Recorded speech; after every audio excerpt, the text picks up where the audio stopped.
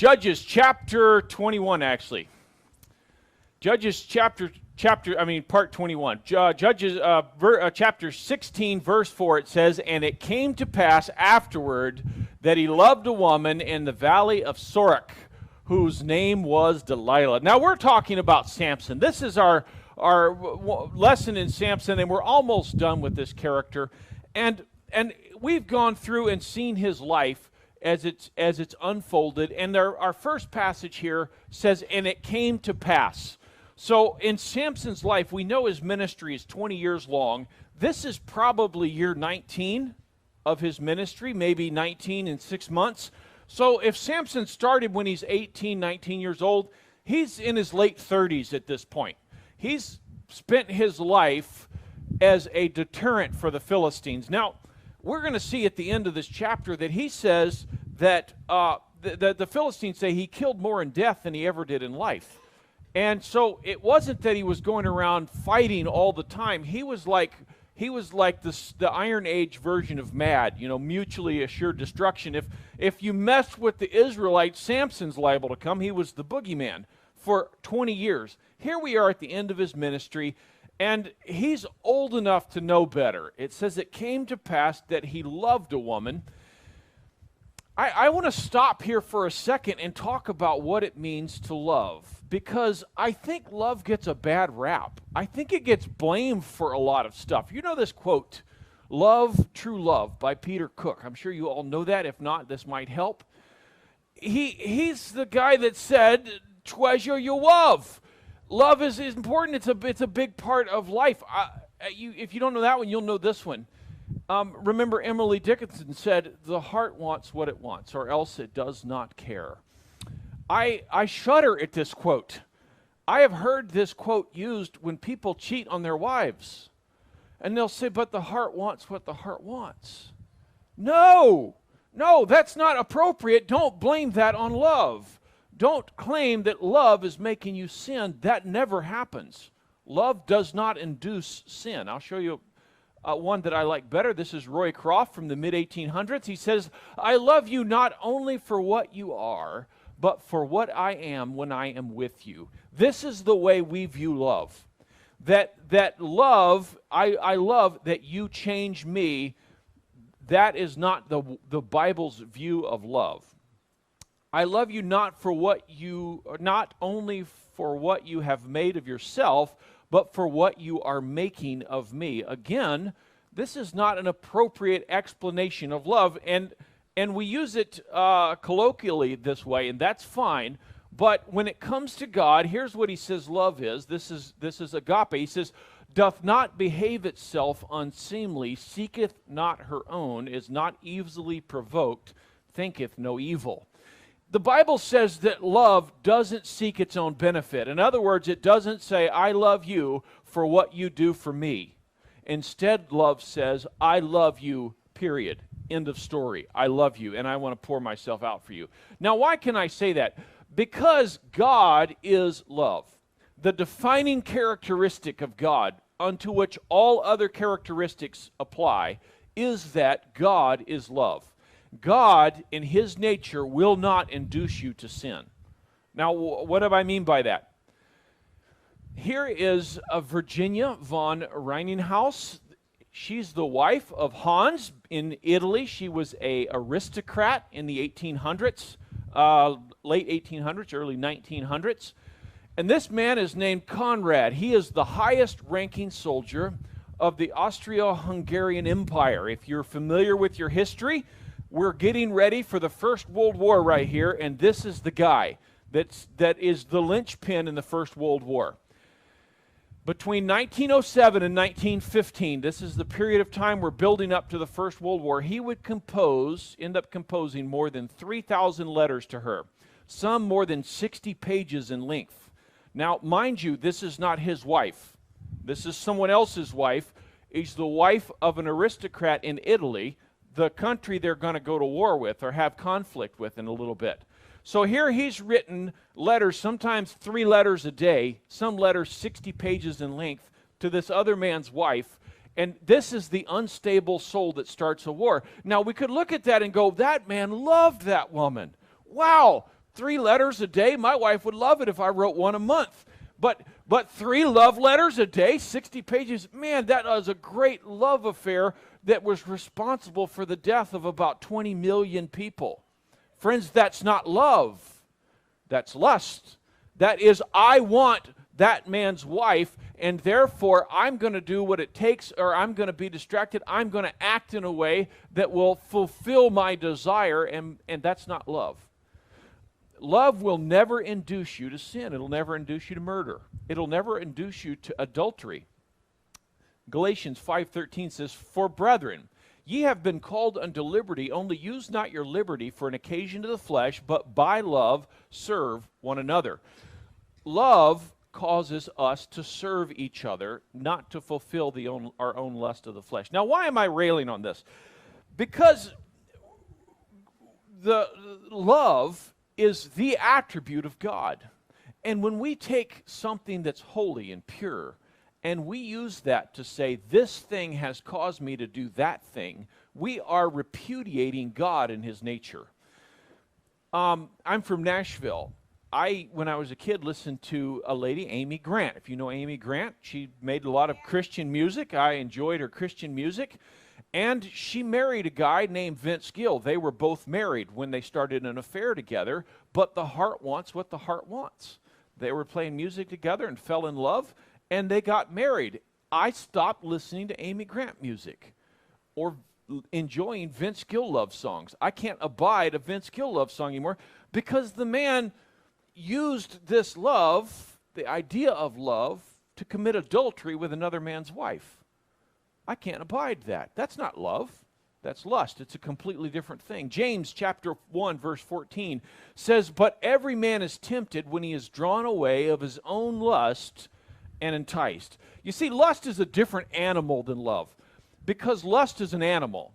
Lust is something your flesh wants.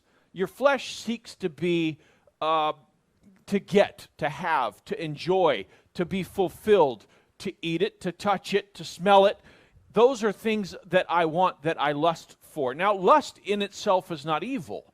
I've been married for 2 decades. I still lust for my wife in that I desire her. I want her. That's the way the Bible uses the word lust. But it says lust, when it has conceived, bringeth forth sin. Physical desire is not a bad thing. It's a good thing. It's a godly desire that God has put in us, and it will harmonize with love that is part of the Spirit. But the Bible says, walk after the Spirit, not after the flesh. He says, bring all things into subjection of the Spirit. And when our lust, our desire, becomes paramount to our love, and we go, yeah, I should probably wait till I get married to sleep with that guy or that girl, but, I just love them so much. No, that's a different thing. That's lust. And yes, it is paired in marriage with love, but don't confuse the two. When Samson says he loved a woman, it's using it in the colloquial sense. He doesn't say, I want to serve Delilah. I want to minister to her. Because if he did, what he would do is he would go down there and share with her the God of Abraham, Isaac, and Jacob, and say, the gods that you serve will land you in hell. The fornication, the adultery, the things that you're doing, that will land you in the lake of fire. But God loves you if you will bow to him. You see the difference between love and lust. I think it's important because we use it wrong and blame God for what we do. Judges 16:4, "And it came to pass afterward that he loved a woman in the valley of Sorek, whose name was Delilah." So here we are. These scribbly lines are where Samson has moved back and forth. This is the valley of Sorek. So you see that little U right there at the top on the right side of that U-Zor, that's where he's from. Timnath on the top, on the left side of that U is where he first tied the tails of the foxes together. So here he is back in his home country, and he is met this woman Delilah in that valley. Now, it's quite possible that she was a temple prostitute or a prostitute of some sort. This is a fertile valley. It's long, it's open. There's a lot of food grown. It's kind of the breadbasket of the who are we talking about? The Philistine Empire. And And so here is the 5 cities of the Philistine Empire. And we talked about those last week. We're about to see the 5 lords of these 5 cities. This is a great empire. They have great city-states. They're all about to leave their city-state and travel to this colloquial or little country valley where this woman Delilah is for the sake of entrapping Samson. So this is a big kind of deal for the rich presidents, if you will, kings maybe, of these cities to go in and try to entrap Samson. 16:5. And the lords of the Philistines came up unto her and said unto her, entice him, and see wherein his great strength lieth, and by what means we may prevail against him, that we may bind him to afflict him, and he will give thee we will give thee every one of us 1,100 pieces of silver. So they understand what this love is. They understand that it's a lust infatuation. They go and they say, we want you to entice Samson to tell us where his strength lies. What is it that makes him able to kill the Philistines without needing anything in particular? And he said, so we want you to tell us that, entice him so he will. Now, the amount of silver that they're offering is about 28 pounds per lord of the Philistines, which is about $200,000 of buying power times 5. $1 million is what they're offering him. So they're coming to this prostitute and they're saying, listen, if you will get him to tell you why he's strong, we'll give you $1 million. And she'll end up receiving that. So the first attempt that she has at this enticement is she goes to him. This is 16:6.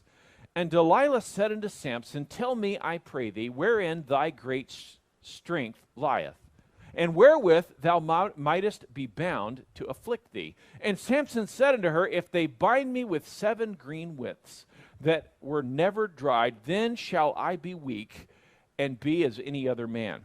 Now, recall, this Samson's not 19, right? Teenagers make some stupid choices.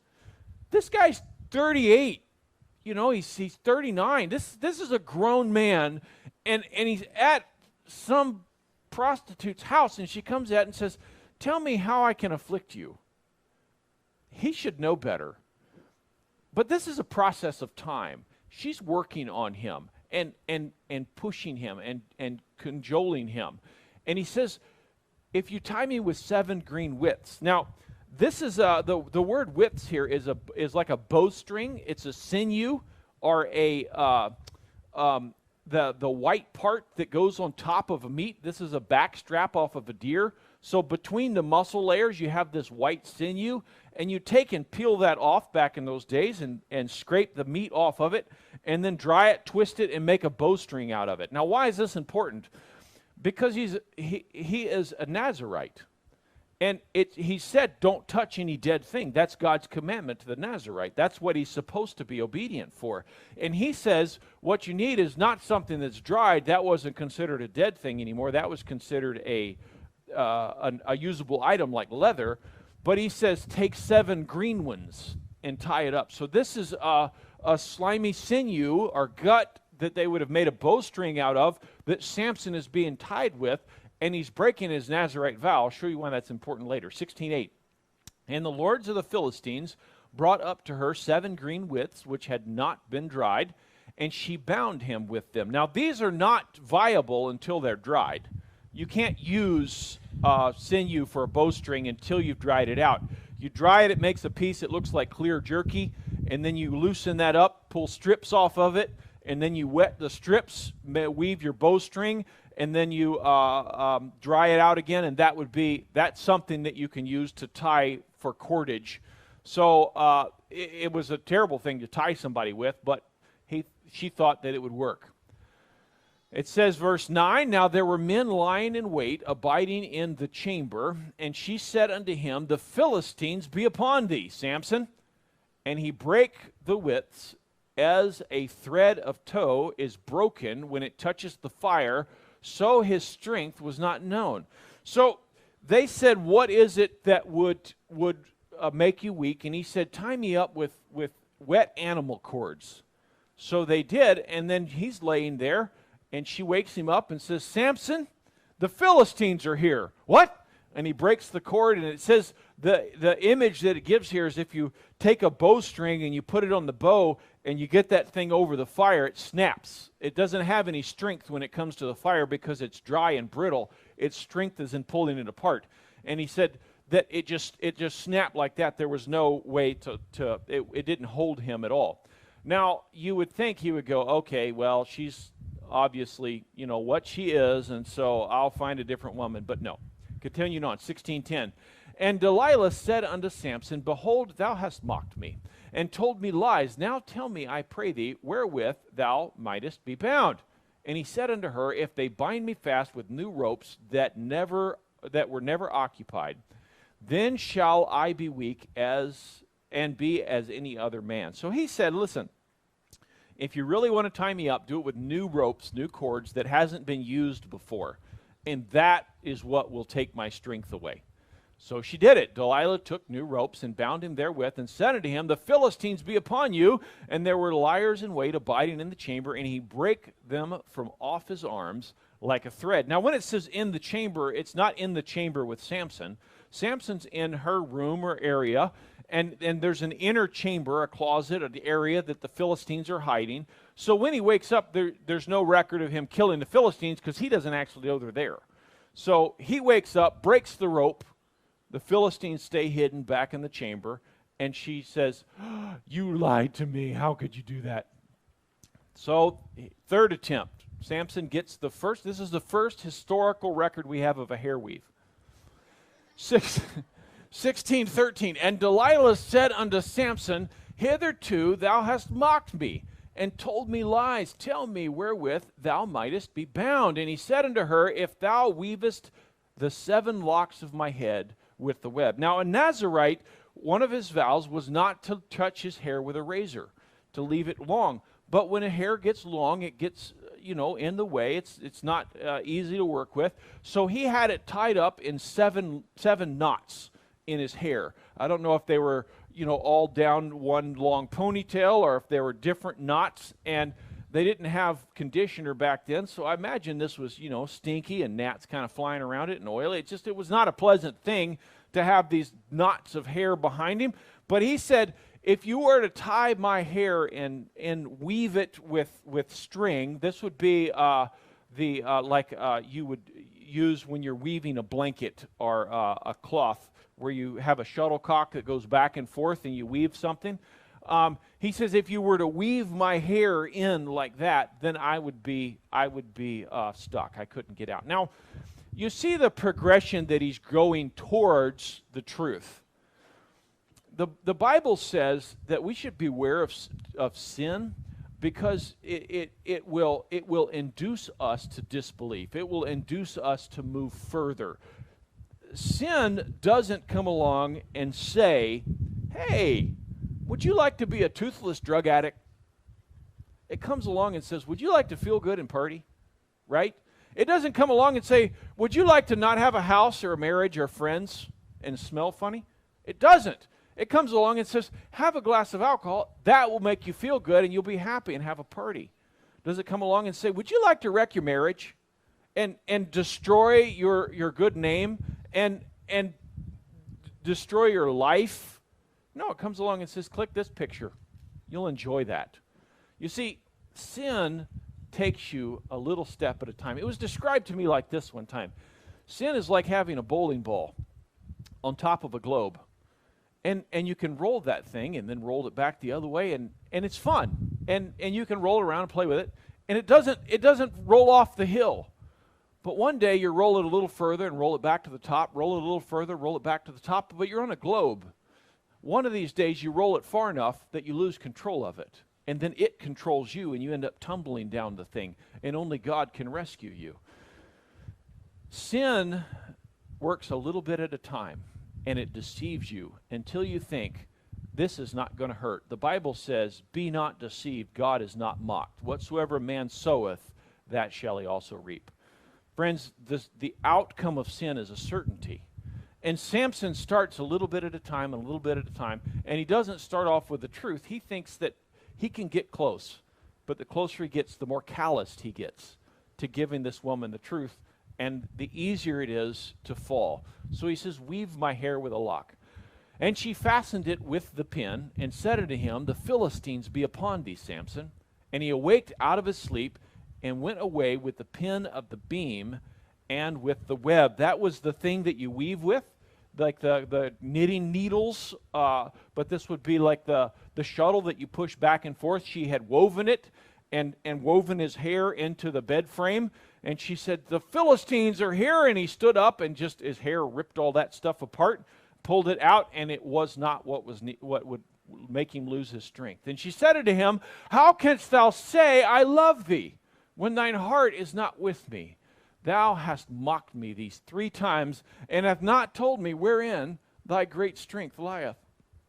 So here is the woman, and this is probably a period of weeks. He's coming back to visit her. He's come back to visit her. And she says, how could you do this to me? How could you tell me that this is the case when it's not the case? And he says, how can you say this is where your heart lieth?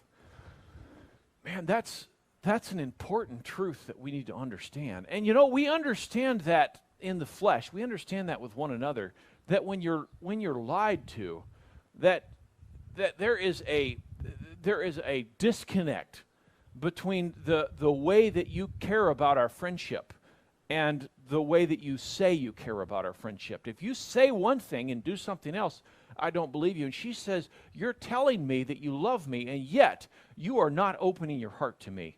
You are not putting yourself into my hands, which she says is love. And we understand that to love somebody, you're giving them a certain power over you.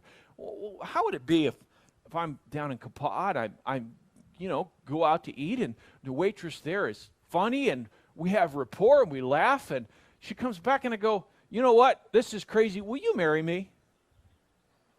You know what? Crazy enough? Yes. Good. Come on, I want to introduce you to my wife. What? You're married? Yeah, I'm married. But I want to marry you too. Bang! Bang! A couple of times. Good, I deserve that. Because if I say something, do you want to get married, but I'm already married, that would be an insult, right? That would be that I'm talking down to her, that she's going to feel degraded, that I have acted that way toward her. My wife will too. She'll be on the other side hitting me. Good for them. That's a terrible thing to say. Like Paul said, if you've pointed your finger at somebody and said, that's wrong, he said, now I'm going to say, if you have said that's wrong, then you shouldn't be doing that either. John chapter 21, verse 16, Jesus is talking to Peter, and he saith unto him again the second time, Simon, son of Jonas, lovest thou me? And he said unto him, Yea, Lord, thou knowest that I love thee. And he said unto him, Feed my sheep. Jesus said, Peter, do you love me? Then that comes with some responsibility. That comes with some expectation. Peter, if you love me, feed my sheep.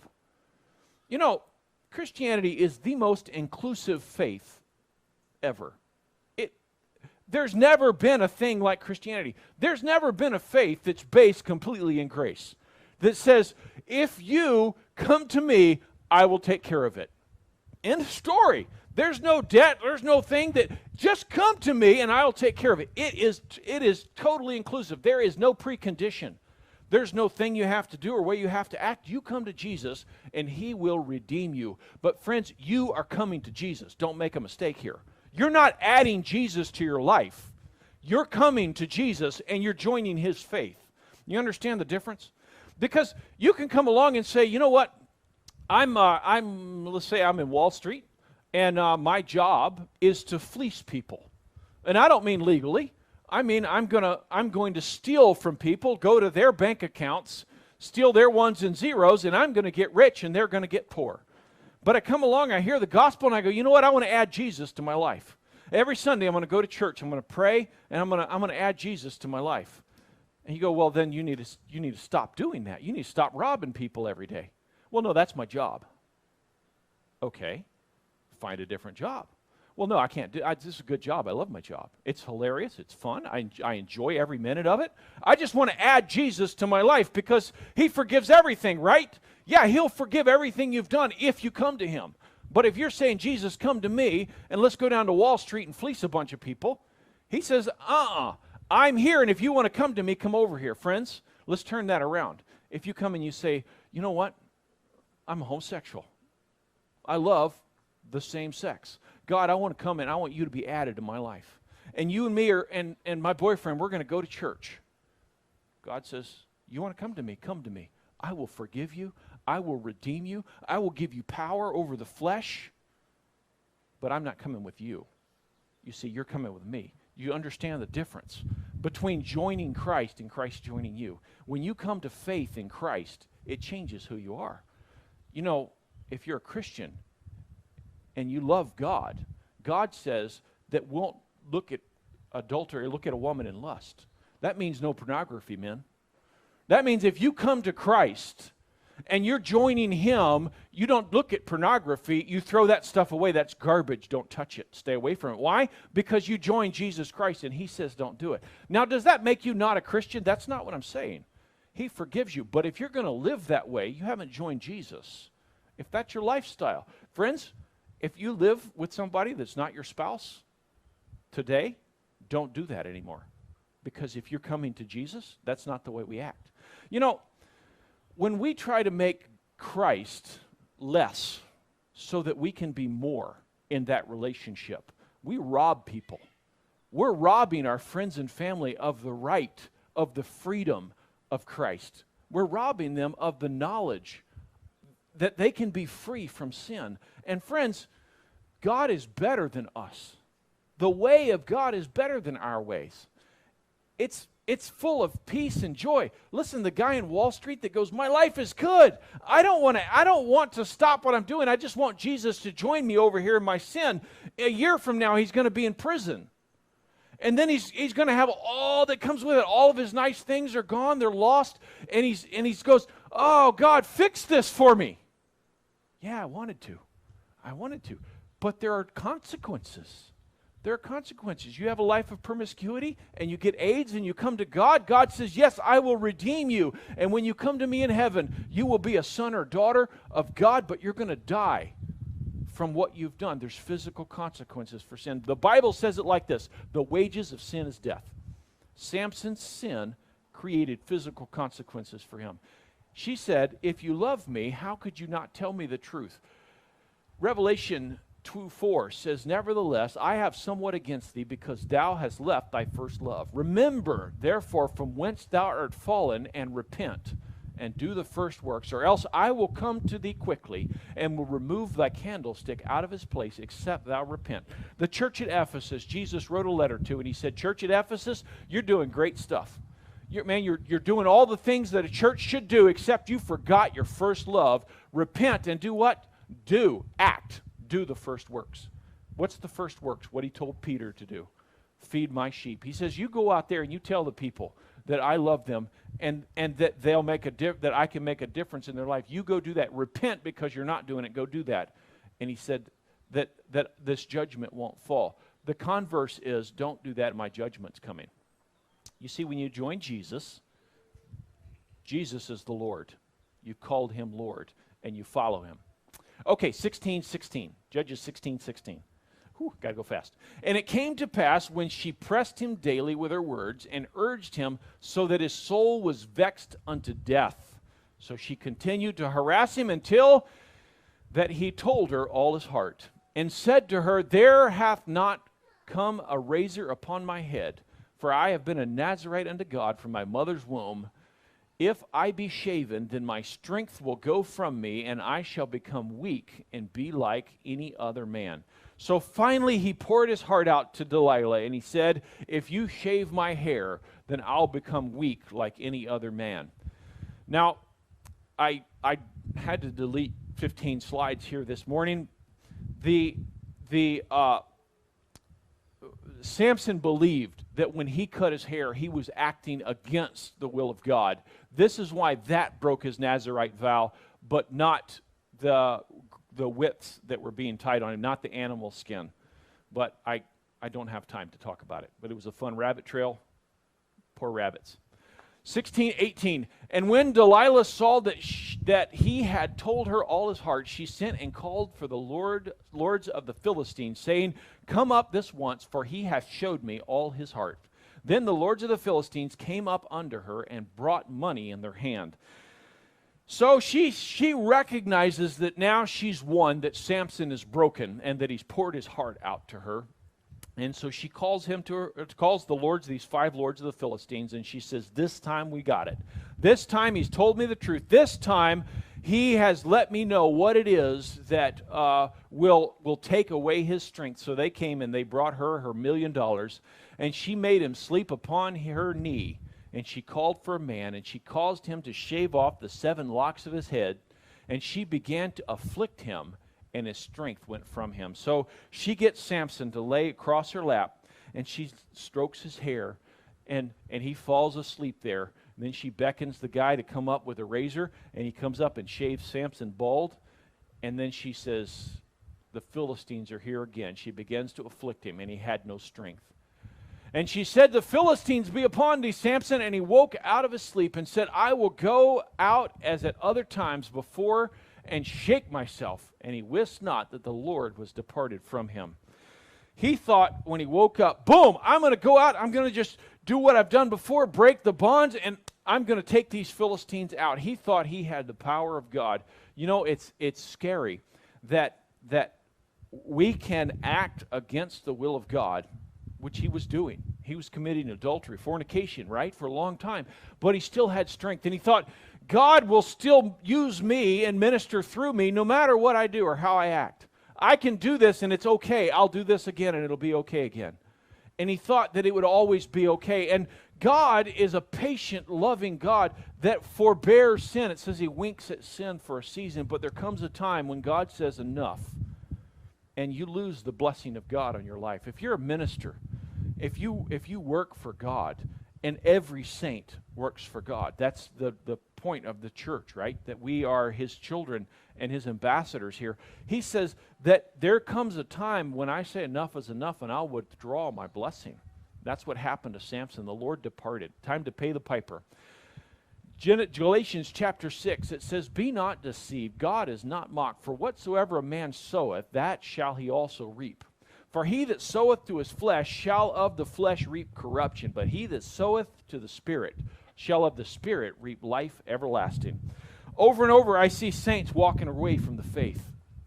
I could call them saints, but I see people that are in ministry, music ministry often, different things, and they say, you know what, I reject God, I don't believe in God, I'm leaving the faith, I'm walking away.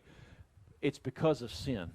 Because for years they engage in sin until the point to where they say, I like this better than I like Jesus, and then they reject Jesus. I had a family member do this one time. He said he wanted to be a she. It wasn't my immediate family, it was somebody that was extended that I knew. He said he wanted to be a she, so to do that, the first thing he said was, I disbelieve God. I'm rejecting God and all God's teaching, and I'm going to become a she, because he understood that those two things were not compatible.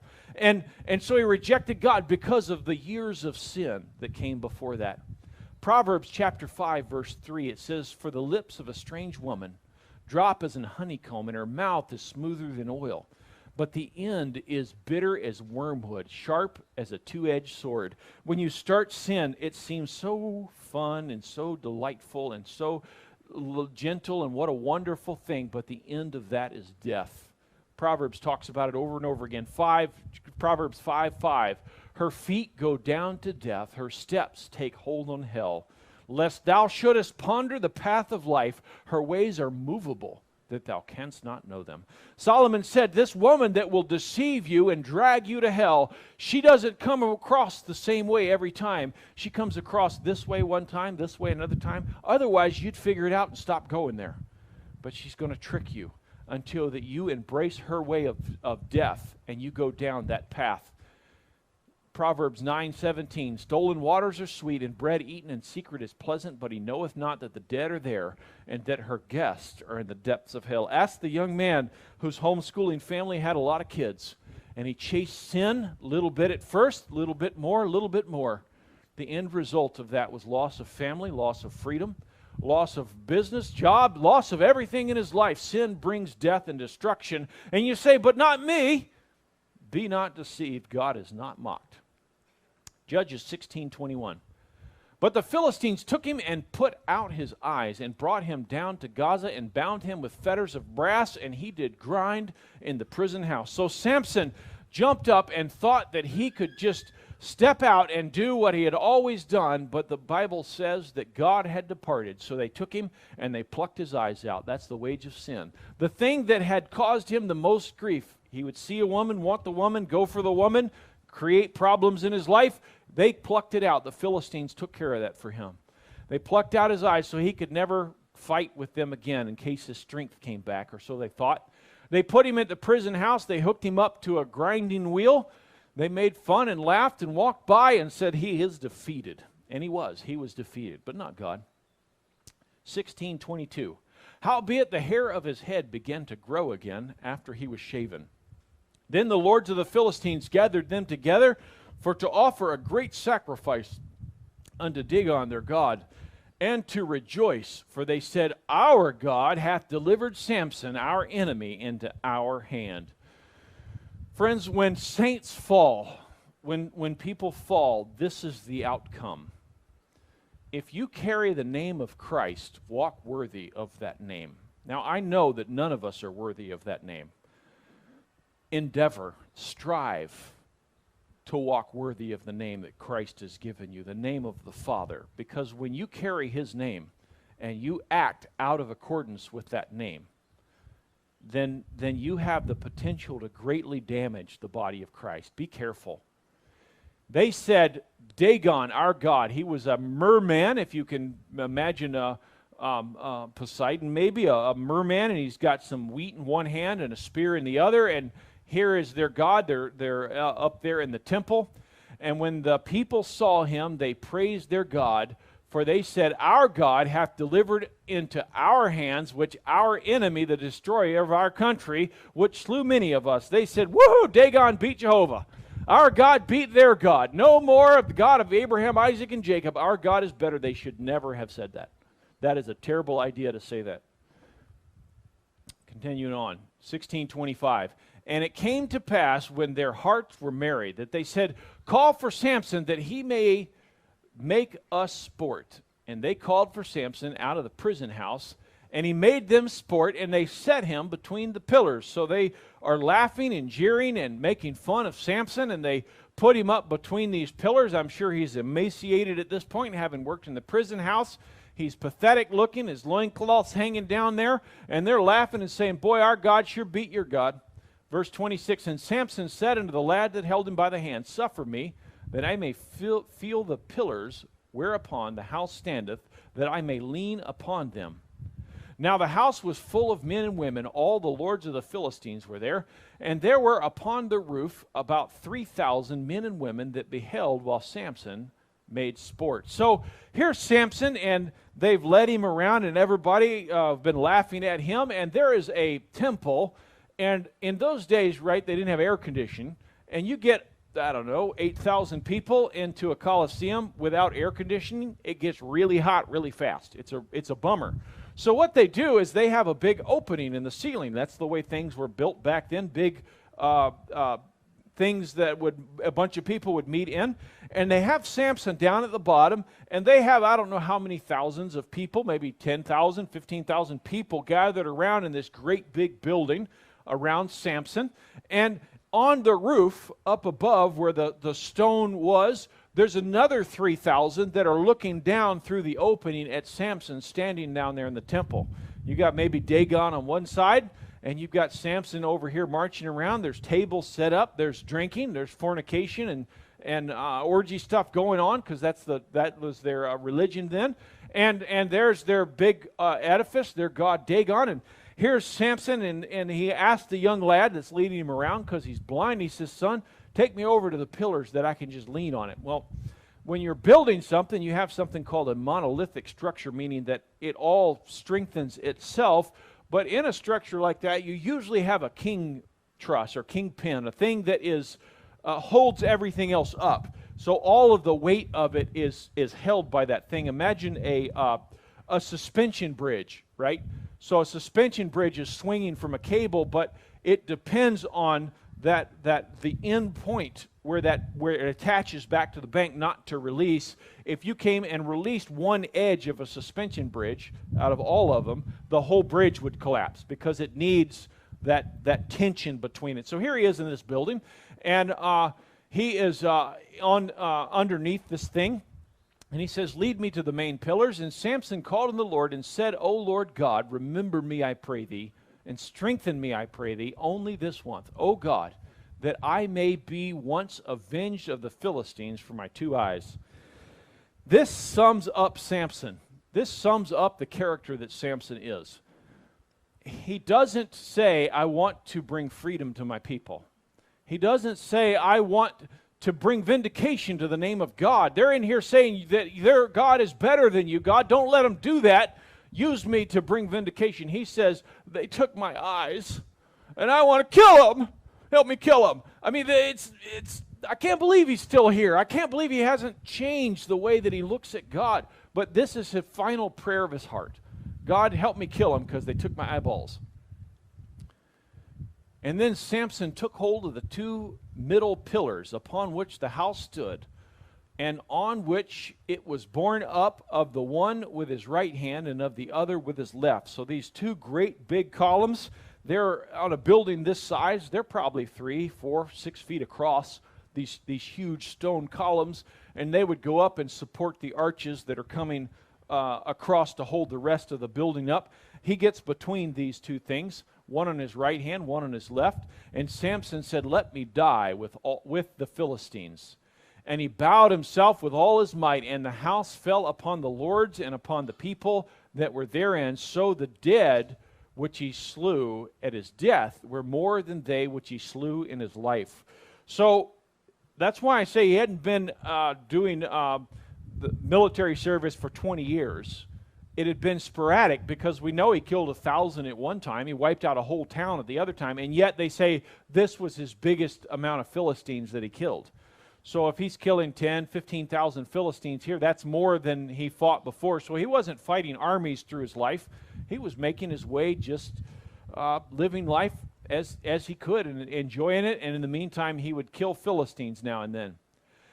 And his brethren, his brethren and all the house of his father came down and took him and brought him up and buried him between Zorah and Eshtaol in the burying place of Manoah his father, and he judged Israel 20 years. The end of Samson was his brethren and the house of his father. So that would be the Benjamites and his cousins, nieces, nephews, the house of his father, or maybe brothers and sisters if he had any, came down and claimed his body from Gaza and brought it back up to the area where he had lived his life, and they buried him. And that is the end of Samson, and really the end of the last judge of Israel in this place. And then we're going to recount the falling away for the rest of the book. I like and I hate the character Samson. I like Samson because he is a frail, weak character that is selfish, that is self-indulgent, that is a little bit pathetic, and yet God uses him for his glory. And God can use anybody. He uses a donkey, he uses a Samson, he uses a Nathan. And I think it's great that God can use anybody for his glory. I find it encouraging for this reason. Don't think that God can't use you. Doesn't matter where you've been, where you're at right now. Turn to him and say, "God, not my will, but thine be done. Use me for your glory." And God can. No matter how broken, how difficult your life has been, God can use you. I think that is cool with Samson. The reason I can't stand Samson is all the same reasons that I love him. Because he is a pathetic character, and that bugs me. I want my heroes to be heroes, right? I want them to be mighty men of valor, not men that are act the way that Samson acts. So I find the push and pull of this story to be fascinating, and also to bring legitimacy to it. If I were writing the Bible and I wanted to write the character of Samson, it would not look like this. I don't think anybody would write their hero of their history to look like Samson and act like Samson did. He would be some He-Man character that everybody could look up to. And yet this is a book of history, not a book of fantasy. And so it was written the way that it was written. Okay, I know I'm a little long. I apologize for that. I didn't get to do a lot of the preaching that I wanted to do. I'll make my slides shorter next week so I can talk more. But I wanted to finish this story of Samson because there wasn't a good break in Samson and Delilah. Okay, let's pray. Father, thank you for your grace and goodness. Thank you that you loved us and died for us while we were yet sinners. Thank you for our nation, for giving it to us, for protecting it for us. Lord, we choose to honor the men and women who have paid the ultimate sacrifice for our nation this weekend. But Father, you are the one that paid the ultimate sacrifice for all of us. And thank you for that, carrying that burden for us. Thank you for the men and women who have laid down their lives for our nation and for us. Thank you for glorifying your name through us, the way that you did through Samson. Father, use us. Draw us closer to yourself. Help us to walk with you evermore. We love you and we praise you. In Jesus' name, amen.